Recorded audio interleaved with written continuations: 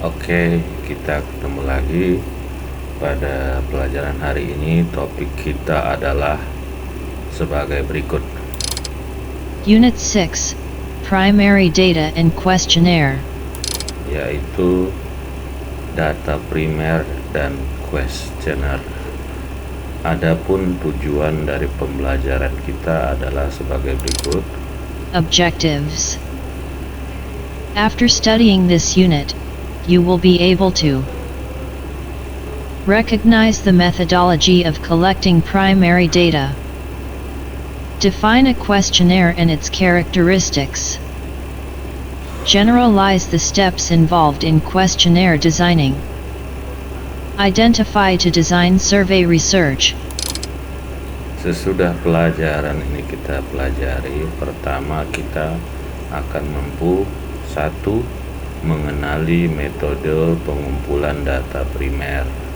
Kedua, mendefinisikan sebuah kuesioner dan ciri-cirinya. Ketiga, menggeneralisasi langkah-langkah dalam mendesain kuesioner. Keenam, mengidentifikasikan desain survei riset. Nah, sekarang kita lihat. Ini kita kecilkan.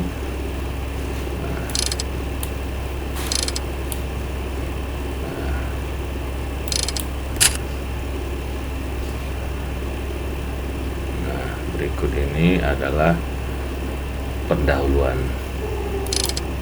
Introduction. The data directly collected by the researcher, with respect to the problem under study, is known as primary data. Primary data is also the first-hand data collected by the researcher for the immediate purpose of the study. Jadi data yang secara langsung dikumpulkan oleh peneliti yang berhubungan dengan permasalahan penelitian disebut dengan data primer.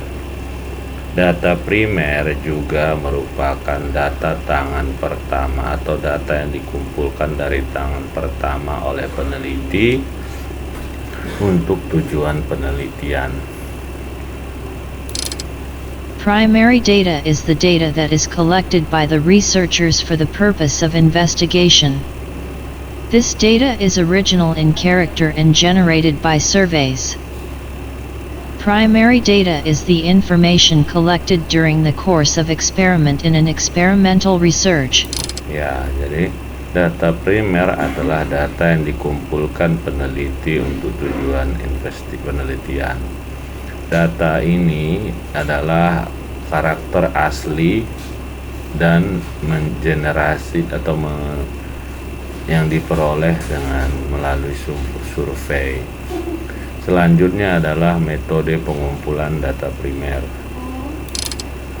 Many times due to inadequacy of data or stale information, the need arises for collecting a fresh first-hand information. In marketing research, there are broadly two ways by which primary information can be gathered, namely, observation and communication. Jadi metode pengumpulan data primer seringkali data yang diperoleh adalah tidak tepat atau inadequacy. The need arises for collecting. Kebutuhan timbul untuk mengumpulkan data dari tangan pertama. Dalam riset pemasaran, ada dua cara yang dapat dikumpul dari data primer. Ada dua cara mengumpulkan data primer, yaitu dengan observasi dan komunikasi. Kita lanjut lagi. Benefits and limitations of primary data. Keuntungan dan kerugian dari penggunaan data primer. Benefits of primary data cannot be neglected.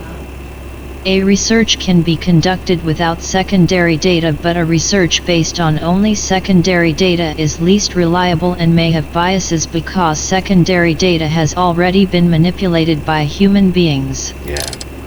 Jadi keuntungan dari menggunakan data primer tidak dapat diabaikan. Sebuah penelitian dapat dilakukan tanpa menggunakan data sekunder, tetapi penggunaan data sekunder hanya kurang reliable, dapat dipercaya, dan bisa bias.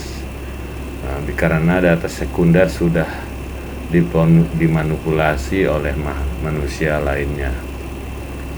Nah, kita lihat lagi. One such source is old, and secondly they contain limited information as well as they can be misleading and biased. 1. Validity. Validity is one of the major concerns in a research. Validity is the quality of a research that makes it trustworthy and scientific. Validity is the use of scientific methods in research to make it logical and acceptable. Salah satu sumber is old, and secondly yang sudah lama, dan tangan kedua dapat mengandung informasi yang terbatas dan biasanya misleading, ya. Jadi kita lihat kalau kebaikan dari data primer ini adalah sebagai berikut. 1. Validitasnya. Validitas adalah hal yang utama dalam penelitian. Validitas adalah kualitas dari penelitian yang membuatnya dapat dipercaya, trustworthy and scientific atau ilmiah. Validitas, jadi tingkat kepercayaannya data primer lebih tinggi. Nah, kita lanjut lagi. 2. Authenticity. Authenticity is the genuineness of the research. Authenticity can be at stake if the researcher invests personal biases or uses misleading information in the research. Ya, yang kedua adalah otentisitas atau keaslian. Authenticity adalah keaslian dari penelitian. Otentisitas adalah yang biasa dipertaruhkan seorang peneliti karena penggunaan informasi misleading dapat merusak penelitian. Ketiga, reliability. 3. Reliability. Reliability is the certainty that the research is enough true to be trusted on. For example, if a research...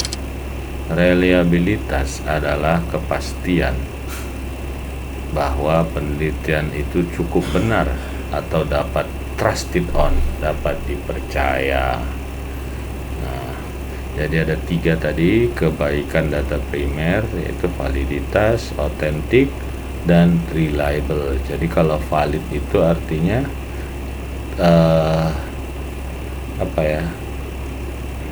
sah.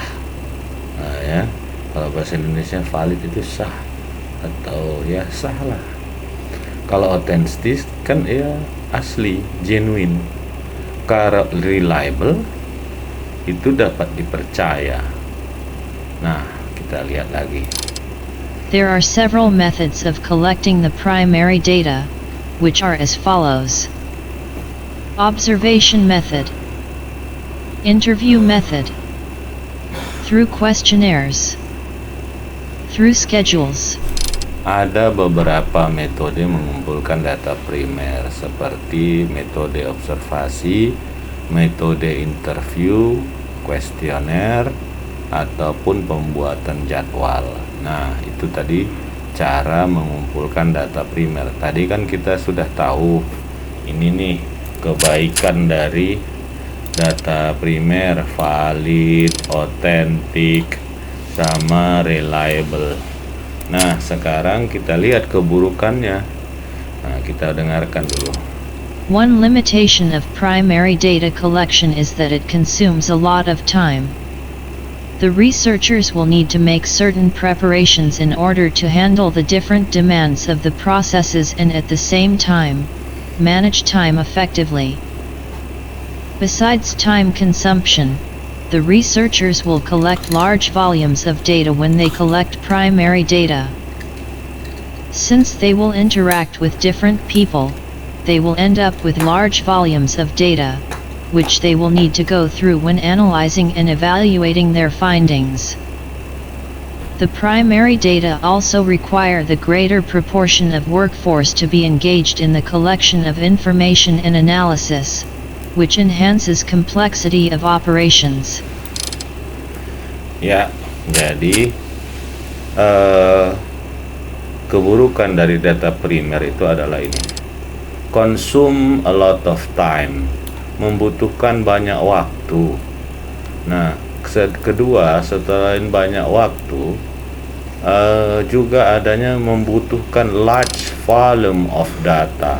Data yang dibutuhkan itu banyak sekali jadinya. Itulah dua keburukannya. Ketiga sebenarnya adalah masalah dana, tetapi masalah besar kecilnya dana itu sebetulnya tidak jadi ciri khas ya. Data sekunder juga bisa mahal, tetapi bukan menjadi faktor utama. Oke. Nah, inilah ada sedikit latihan, bisa kalian lihat nanti kuncinya. Nah, kita lihat sekarang data primer, pengumpulan data primer melalui observasi. Kita dengarkan. In the observation method, only present current behavior can be studied.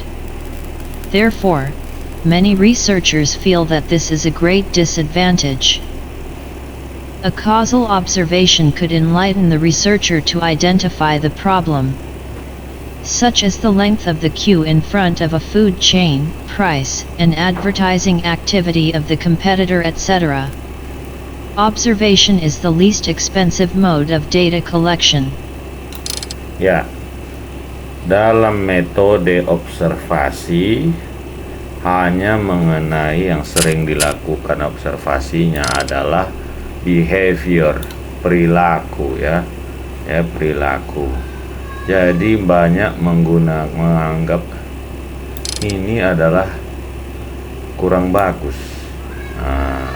Ya. Jadi observasi ini juga merupakan ada juga keuntungannya paling murah. Nggak perlu buat alat, cukup dilihat-lihat, direkam atau dicatat. Nah, kita lanjutkan. Ada beberapa tipe-tipe pengamatan atau observasi. There are several methods of observation of which any one or a combination of some of them could be used by the observer. Some of these are structured or unstructured method, disguised or undisguised method, direct-indirect observation, human mechanical observation. Ya, jadi pengamatan metode observasi ini ada beberapa cara atau metode. Satu, metode terstruktur atau tidak terstruktur. Kedua, metode terbuka atau menyamar.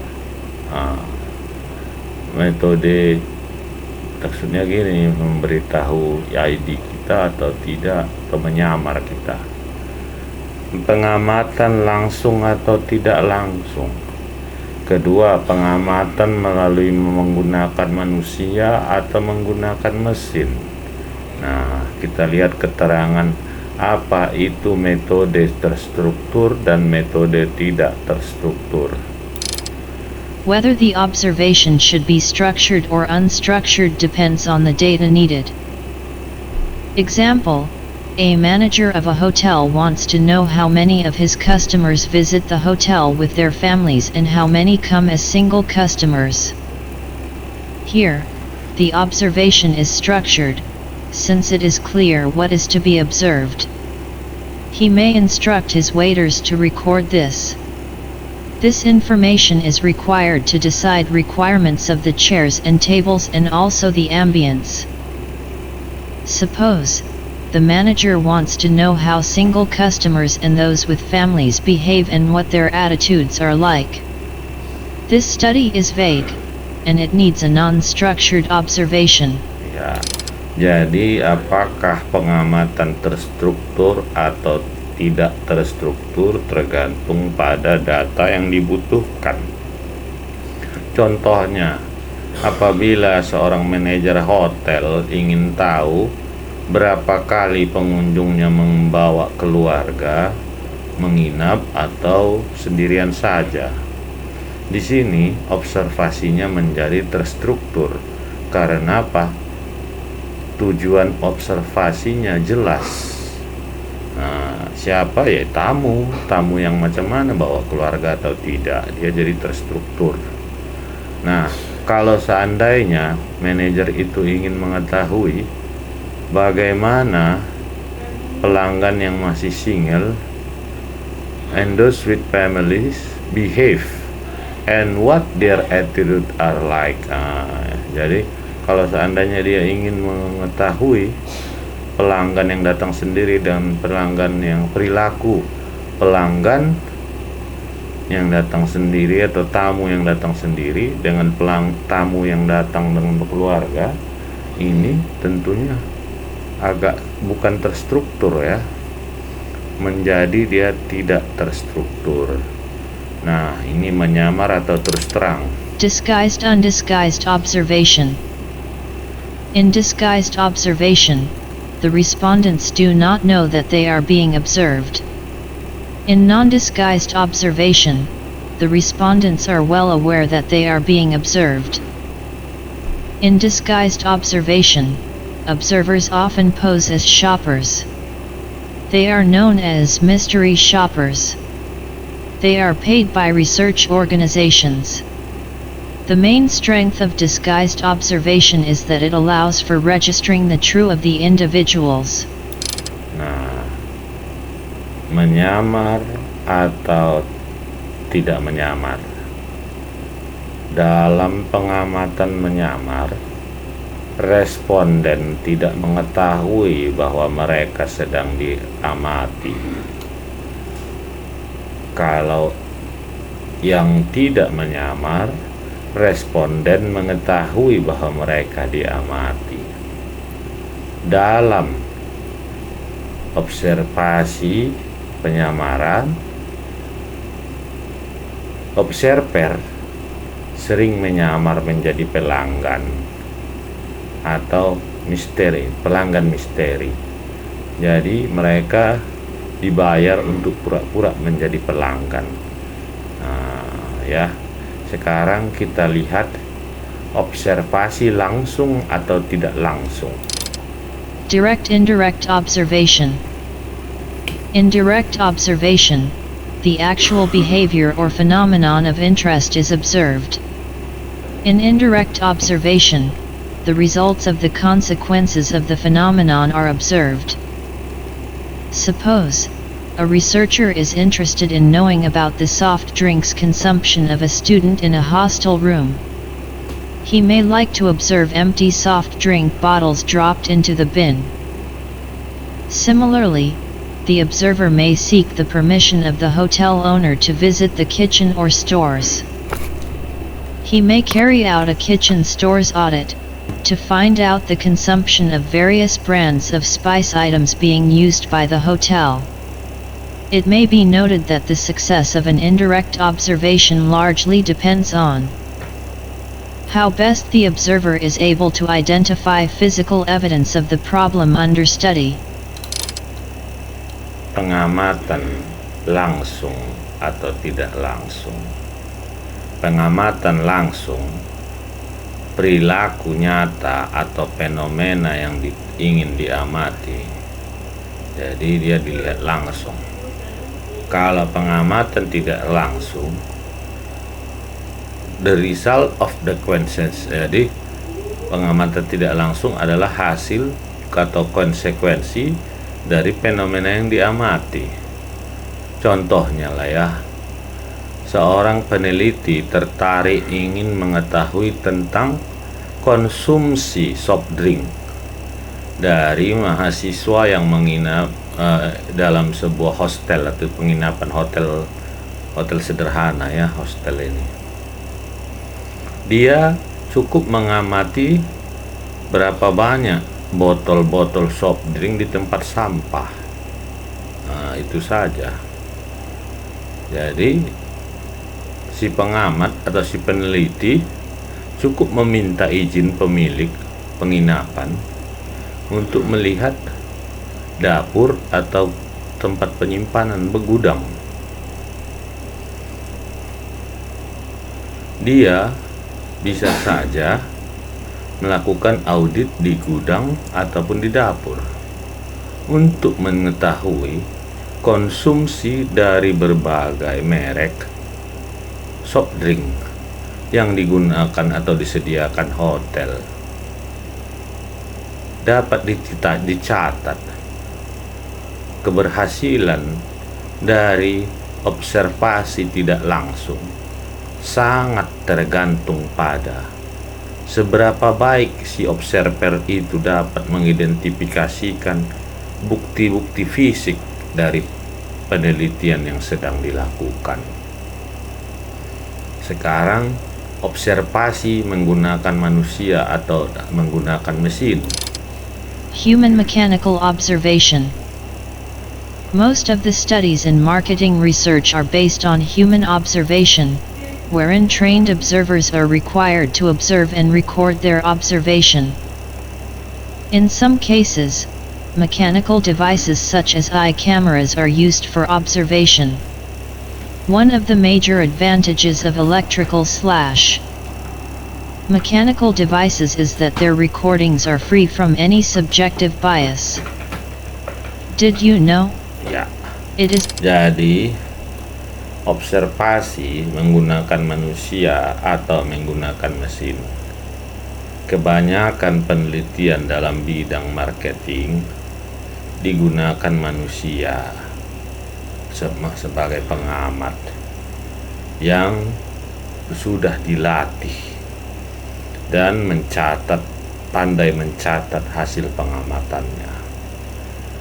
Dalam kasus lain, pengamatan menggunakan mesin seperti kamera atau CCTV.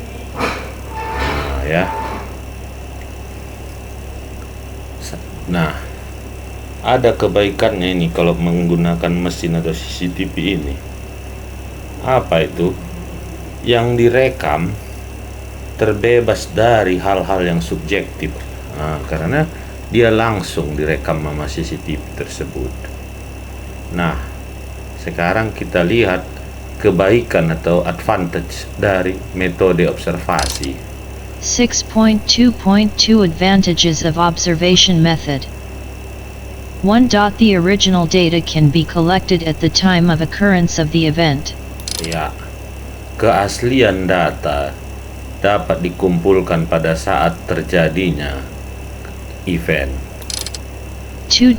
Observation is done in natural surroundings.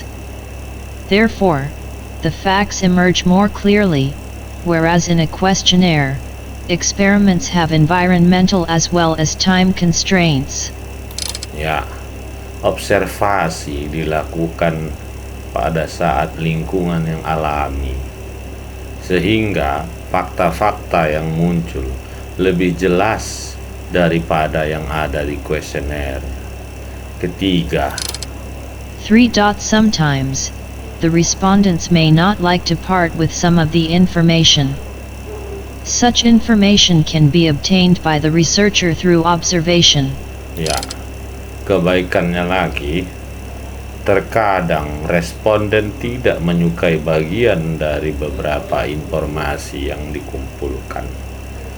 Informasi seperti itu dapat diperoleh hanya dengan melalui observasi. Maksudnya begini, kalau melalui kuesioner ada beberapa hal yang bisa disembunyikan dari si responden. Kalau pengamatan tentu tidak, ya, karena dilihat secara langsung. Selanjutnya kebaikannya adalah 4. Observation can also be done on those who cannot articulate. ya, observasi dengan pengamatan ini dapat dilakukan oleh hampir semua orang, ya. Bahkan orang yang tidak dapat membicara pun bisa, dia hanya disuruh mengamati, melihat, dan mencatat. 5. Any bias on the part of the researcher is greatly reduced in the observation method. Ya, bias dari bagian dari penelitian dapat dikurangi dengan metode observasi. Jadi ada 5 kebaikan metode observasi itu. Pertama tadi saya ulangi, data itu original. Kedua, pengumpulan data dapat melihat lingkungan alami dari responden tersebut. Ketiga, lebih transparan, jadi kita mengetahui bagian-bagian yang disembunyikan dari si responden. Keempat, observasi bisa dilakukan oleh siapa saja. Kelima, bias dapat dikurangi. Nah, keburukan dari metode observasi pertama, 1. The observer might wait for longer period at the point of observation, and yet the desired event may not take place. Observation is required over a long period of time and hence may not occur. ya, pertama butuh waktu yang lama ya. Jadi tidak bisa hanya sekali, kadang-kadang harus menunggu.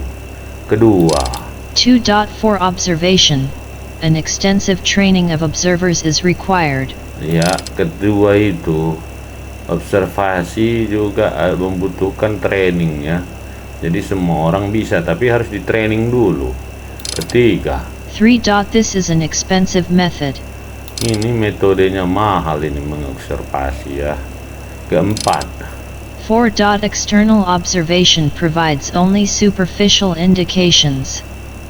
To delve beneath the surface is very difficult. Only overt behavior can be observed. ya, katanya observasi eksternal hanya yang bisa diamati saja yang bisa dikumpulkan ya. Jadi lebih cenderung kalau pengamatan langsung ini ya untuk melihat perilaku saja.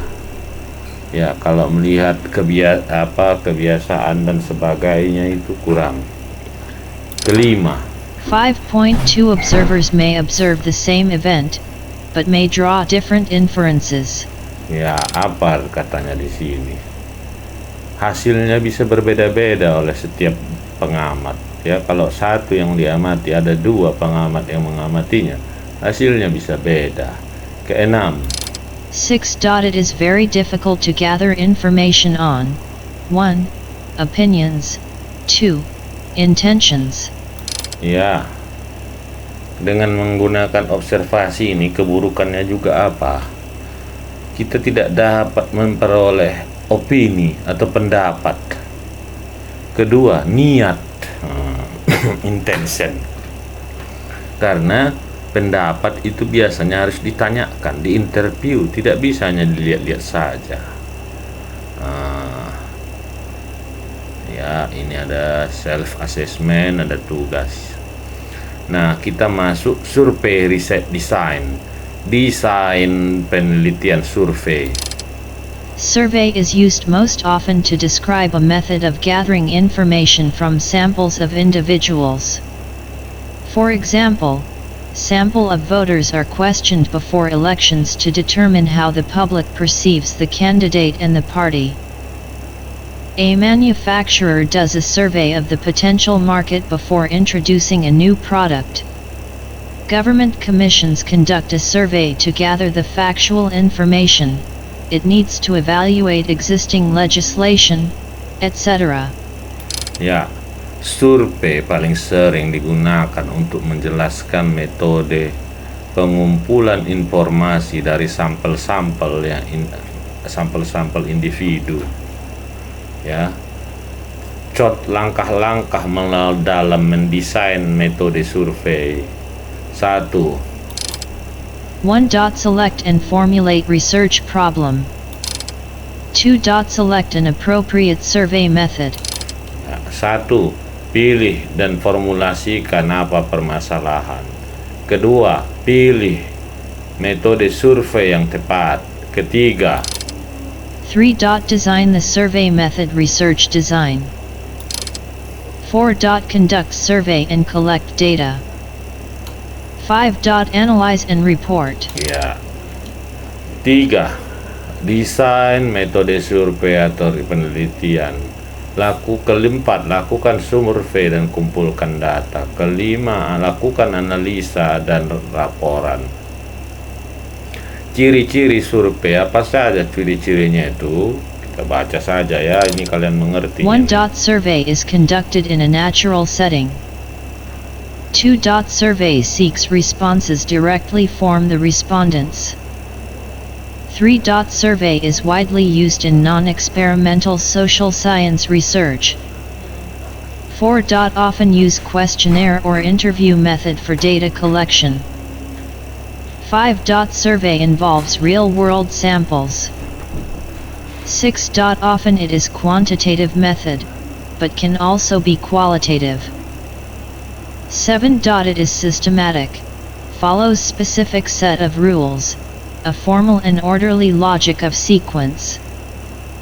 8. It is impartial, select sample units without any prejudice and preference. Ya, jadi ciri-cirinya itu natural. Kedua, respon bisa langsung. Ketiga, biasanya digunakan non-eksperimental ya. Keempat, menggunakan interview. Kelima, sampel-sampel yang nyata.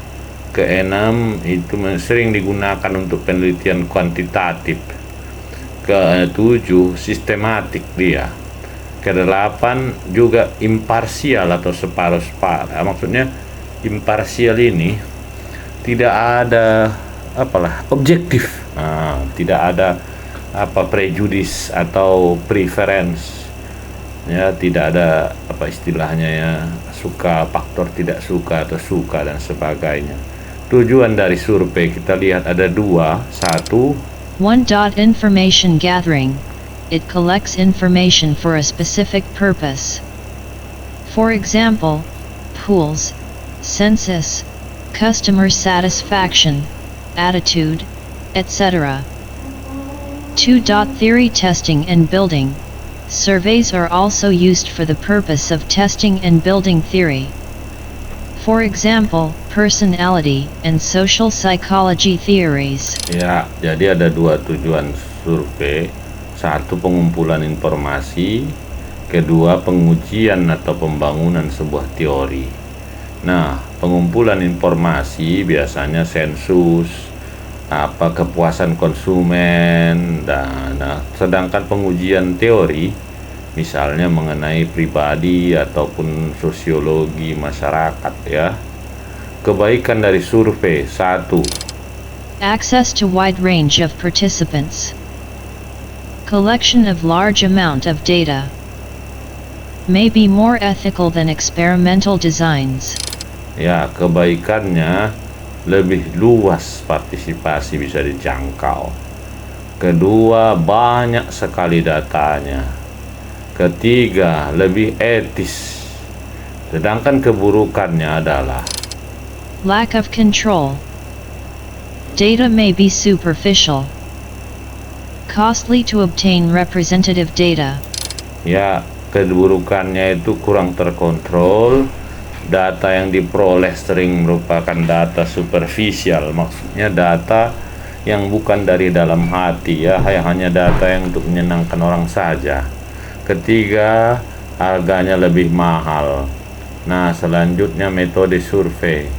Apa saja metode survei ini? 1. Personal interview.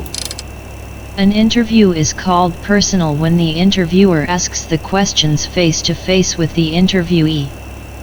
Personal interviews can take place at home, at a shopping mall, on the street, and so on. Ya, jadi personal interview itu diartikan bahwa kalau si penanya dan si penjawab interview saling berhadapan ya, tanpa ada pihak lain. Kebaikannya apa saja? Kita dengarkan. The ability to let the interviewee see, feel, and or taste a product. The ability to find the target population. For example, you can find people who have seen a film much more easily outside a theater in which it is playing than by calling phone numbers at random. Longer interviews are sometimes tolerated. particularly within home interviews that have been arranged in advance. People Ya, kebaikan dari personal interview itu adalah bisa kita ketahui perasaan atau mengenai personal atau kesukaannya. Keenam, lebih mudah mencarinya. Contoh, kalau kita ingin mengetahui tanggapan mengenai film, cukup kita berdiri di depan bioskop, kita tunggu orang-orang yang baru keluar. Ketiga, kebaikannya juga bisa dilakukan lebih lama. Sedangkan keburukannya adalah personal interviews usually cost more per interview than other methods. Change in the characteristics of the population might make sample non-representative. ya, pertama keburukannya itu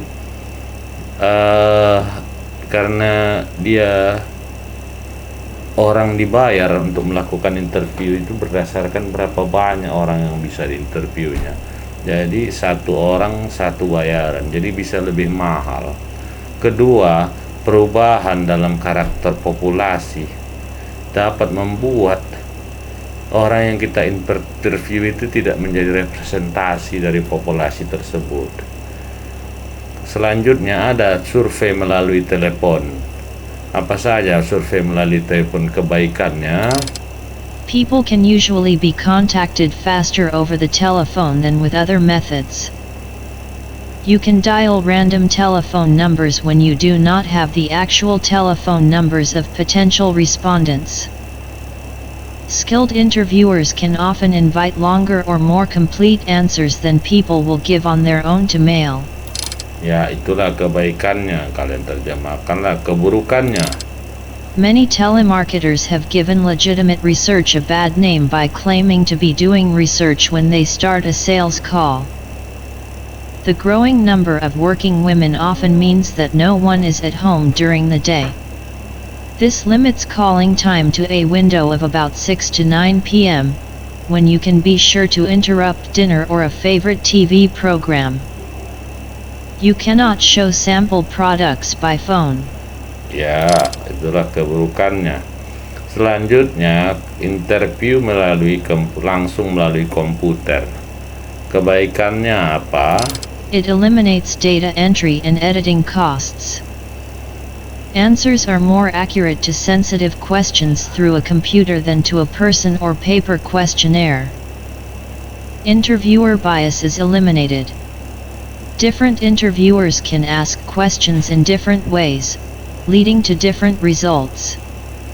The computer asks the questions the same way every time. Ya, 100. kelima. Ensuring skip patterns are accurately followed. The survey system can ensure people are not asked questions they should skip based on their earlier answers. These automatic skips are more accurate than relying on an interviewer reading a paper questionnaire. Response rates are usually higher as it looks novel and interesting to some people. Ya, jadi kalau melakukan interview langsung menggunakan komputer, kebaikannya menghindari atau mengeliminasi pemasukan data karena dia langsung masuk ke komputer. Biasanya contohnya orang membuat ini kayak di Google Form ya, pakai Google Form. Satu lagi kebaikannya adalah jawaban lebih akurat. Nah, ketiga, bisa mengeliminasi bias pertanyaan dari atau jawaban dari responden. Keempat, di sini bisa menghindari adanya pola yang melompat-lompat karena dia terstruktur nomor 1, nomor 2, nomor 3. Jadi kalau interview langsung bisa kita melompati nomor 2. Nomor 1 kita tanya langsung ke nomor 3 padahal kelewatan, tidak sengaja. Nah, kalau dia dengan melalui komputer, jadi tidak ada kemungkinan terlewati. Dan selanjutnya kebaikannya adalah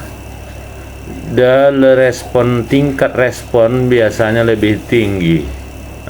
Karena pakai komputer ya. Keburukannya apa di situ?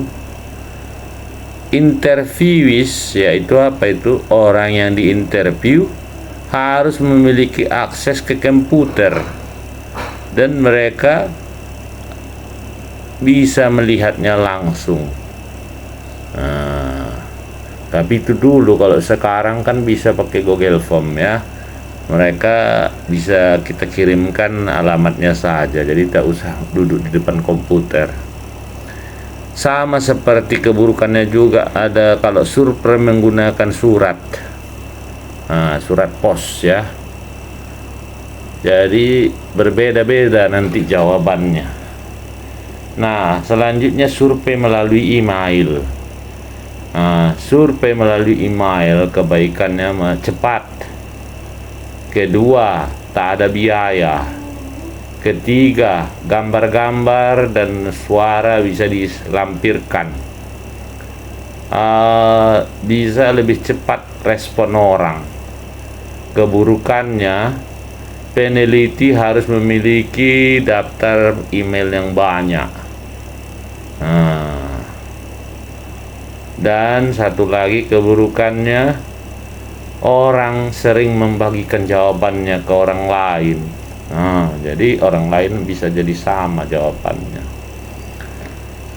Ketiga, banyak orang sekarang tidak suka kalau dikirimi email yang tak jelas. Jadi begitu terkirim dilihatnya langsung di-delete. Keempat, tidak bisa menggeneralisasi hasil dari survei melalui email. Survei email juga tidak dapat, keburukannya apa ya, tidak dapat secara otomatis melompat-lompat. Ya, jadi nomor 1 harus 2 ke 3. Nah, sekarang survei melalui internet atau intranet. Nah, kita lihat. Web surveys are rapidly gaining popularity. They have major speed, cost, and flexibility advantages, but also significant sampling limitations. Ya, survei melalui internet kebaikannya lebih cepat. Web page surveys are extremely fast. Ya, kedua. There is practically no cost involved. Ya, tidak banyak biaya. 3. Pictures can be shown. Gambar-gambar bisa ditunjukkan. Keempat, Web page questionnaires can use complex question skipping logic, randomizations, and other features. ya, di sini juga menghindari adanya skipping, melewati. Nah, keempat, Web page questionnaires can use colors. bisa ditulis warna-warna, huruf-huruf yang berbeda-beda. A significant number of people will give more honest answers to questions about sensitive topics. Ya, sejumlah orang akan lebih berani membahas hal-hal atau kalau mengenai kasus-kasus yang sensitif. Nah, On an average, people give longer answers to open-ended questions on web page questionnaires than they do on other kinds of self-administered surveys. ya, jadi ada kebaikannya ini. Orang biasanya suka lebih memberikan jawaban yang panjang-panjang kalau dia melalui internet ya. Jadi dia ingin bercerita di situ. Keburukannya apa saja? Nah, kita lihat di sini. Current use of the Internet is far from universal. Internet surveys do not reflect the population as a whole. Ya, jadi penggunaan internet ini kan tidak semua orang, apalagi di Indonesia ini. Kalau di pedesaan mungkin kadang ada, kadang nggak sinyal. Jadi sering dikatakan survei menggunakan internet ini kurang mewakili semua populasi. Nah, kedua apa katanya di People can sini? easily quit in the middle of a questionnaire. Ya, orang bisa berhenti di tengah-tengah. Nah, masih ada 10 pertanyaan atau pernyataan, masih 3 berhenti dulu. Nah, selanjutnya. Depending on your software, there is often no control over people responding. Ya, jadi tergantung juga kepada software yang digunakan. Kadang-kadang orang menjawab berkali-kali, tidak bisa dibedakan oleh software tersebut. Selanjutnya, kuesioner melalui surat pos.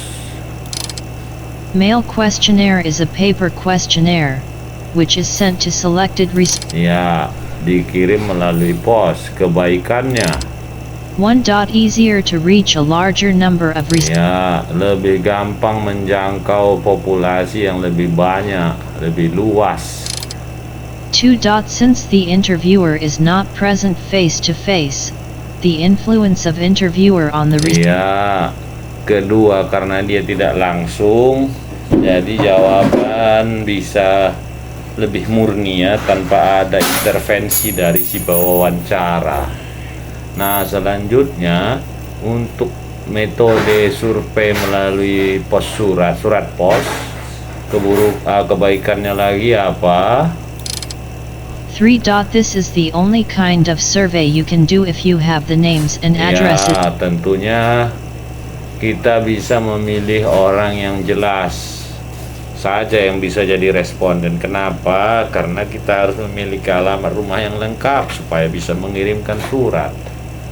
Keempat, survei melalui surat pos.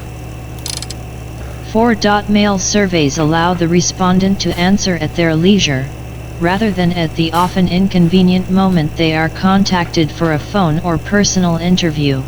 Ya, For jadi this reason, di sini they are not survei melalui surat pos ini lebih menyamankan si yang ditanya, karena dia bisa menjawab kapan saja sambil dia nonton TV dia jawab ya.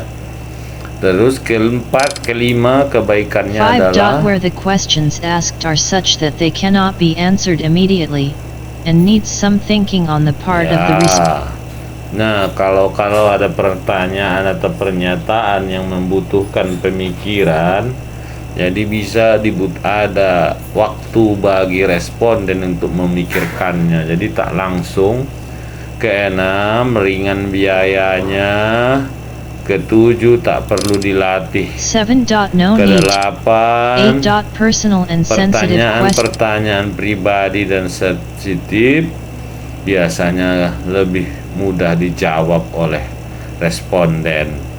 Kesembilan, kuesioner dapat memasukkan gambar-gambar ya, yang nggak mungkin kalau kita lakukan melalui telepon. Keburukannya, 1. It is not suitable when questions are difficult and complicated. ya, kalau keburukannya tak cocok kalau pertanyaan itu sulit dan komplikasi. Kedua, 2. When the researcher is interested in a spontaneous response. ya, di sini kalau melalui surat pos, jawaban itu bukan merupakan jawaban spontan.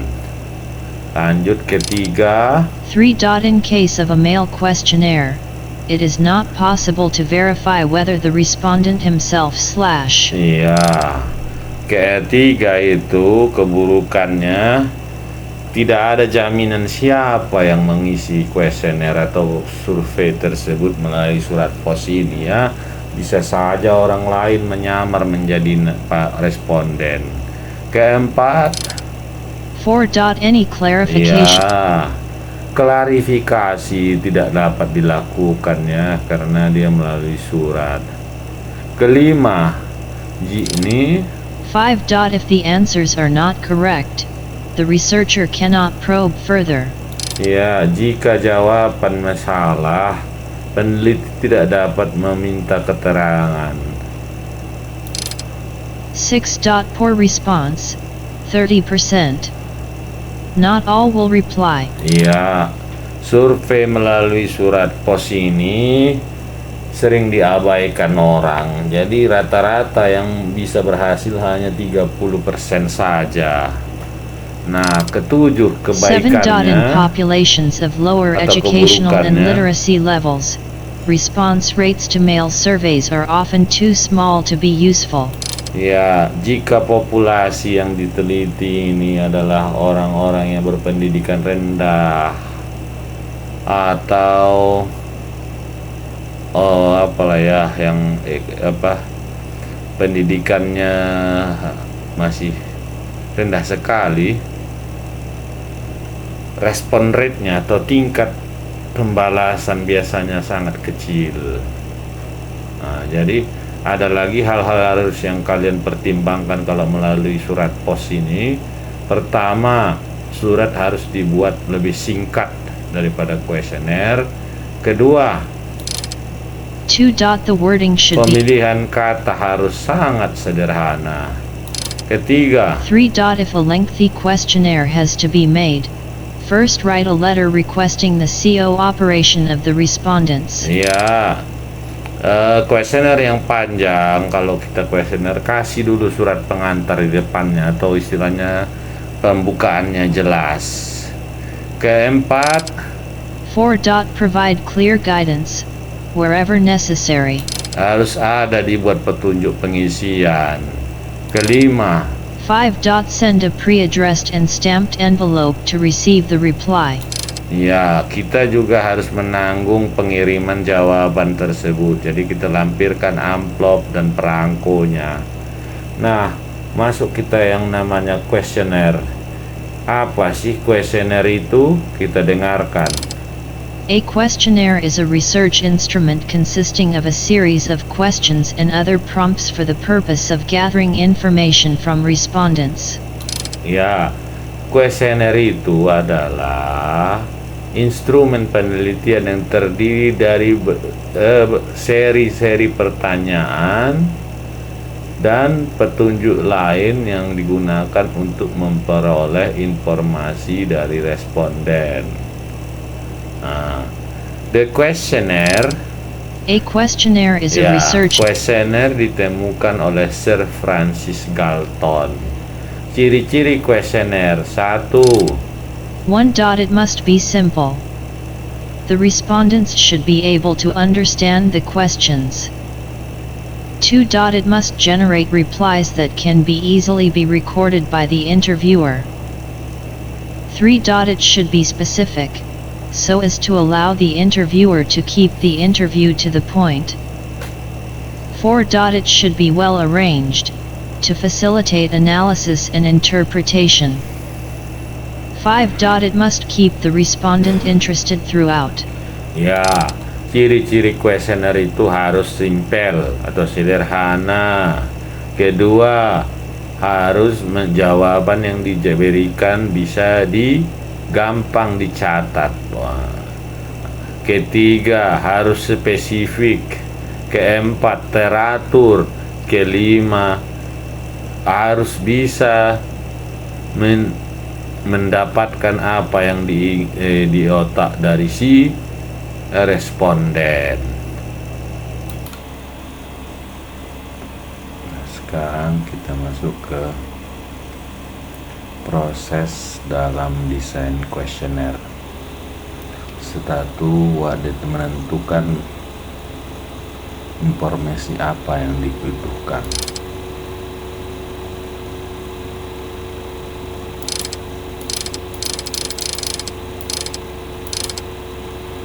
Pertanyaan pertama yang ditanyakan seorang periset pasar adalah informasi apa yang dibutuhkan sebuah survei. Nah, pertama yang kita lakukan merencanakannya yaitu memutuskan topik dari riset,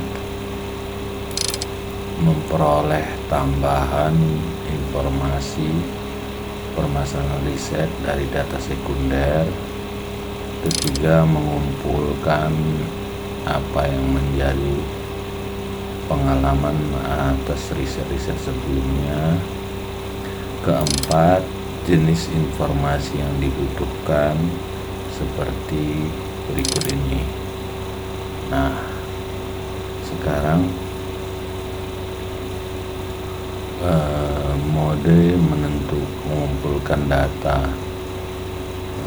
Jenis-jenis kuesioner. 1. Kuesioner terstruktur dan tidak terstruktur. Kedua, kuesioner terstruktur dan disguise, tersamar. 3. Kuesioner tidak terstruktur dan tersamar. Keempat, non-struktur dan non-disguise. Pertama, kuesioner terstruktur dan tidak tersamar. Di sini pertanyaan adalah terstruktur untuk memperoleh fakta-fakta. Interviewer akan menanyakan pertanyaan sesuai dengan yang diurutkan. Contohnya, ketika ada membandingkan sabun merek A dengan sabun merek B, apa saja pilihannya, costless, lebih murah, dan sebagainya.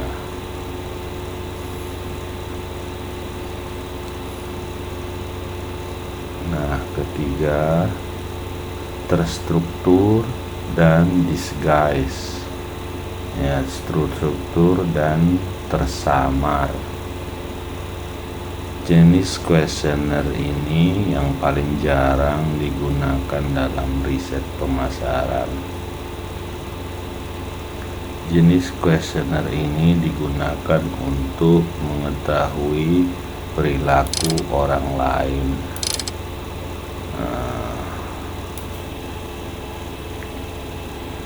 Terstruktur dan tersamar. Ini kuesioner yang paling jarang digunakan. Kuesioner ini digunakan untuk melihat perilaku manusia. Ketika sebuah pertanyaan langsung tidak tersamar, akan menghasilkan bias. Pada jenis kuesioner ini, apa yang muncul dari pertanyaan adalah apa yang diketahui. Jadi untuk mengetahui apa yang diketahui responden. Nah, kita lanjutkan lagi ya.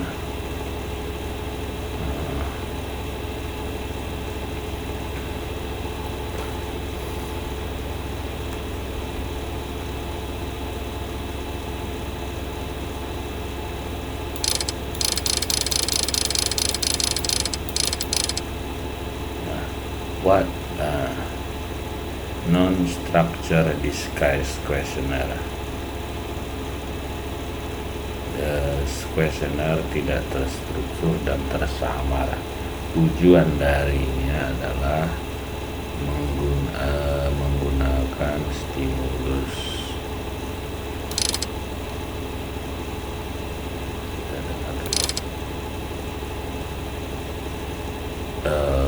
Untuk stimulus yang tersamar, walaupun stimulus itu terstandar bagi peneliti, responden dibolehkan untuk menjawab secara tidak terstruktur. Bentuk keempat adalah tidak terstruktur dan tidak tersamar. Di sini tujuan dari penelitian adalah jelas, tetapi jawaban pertanyaan adalah open-ended, yaitu pertanyaan terbuka.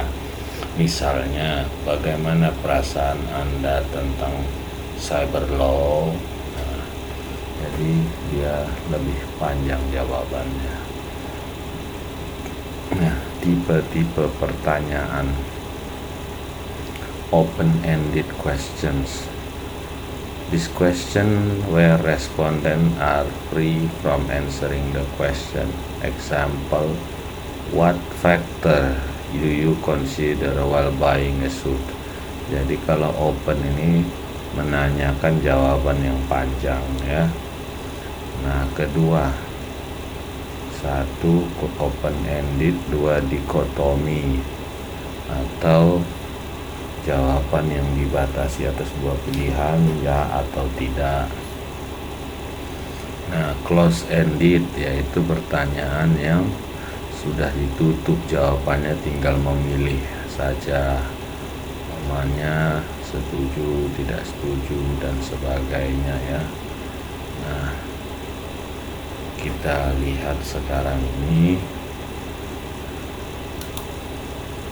seperti yang old, married ya, dan sebagainya. Nah, kita lihat pembuatan kata-kata dalam pertanyaan ya.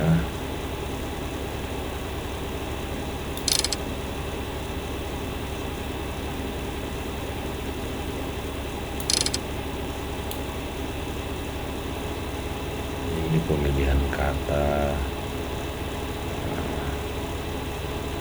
Ini petunjuk penggunaan kata yang benar. Ini tentunya bisa kalian baca sendiri ya. Dan jenis-jenisnya ini silahkan baca sendiri, dan ada contoh-contohnya. Nah, ada di sini pertanyaan terakhir sekali, silahkan dijawab ya. Contoh di sini, apa itu data primer? Bapak berbagai metode ya. Mudah-mudahan sampai di sini dulu, semoga bermanfaat. Terima kasih.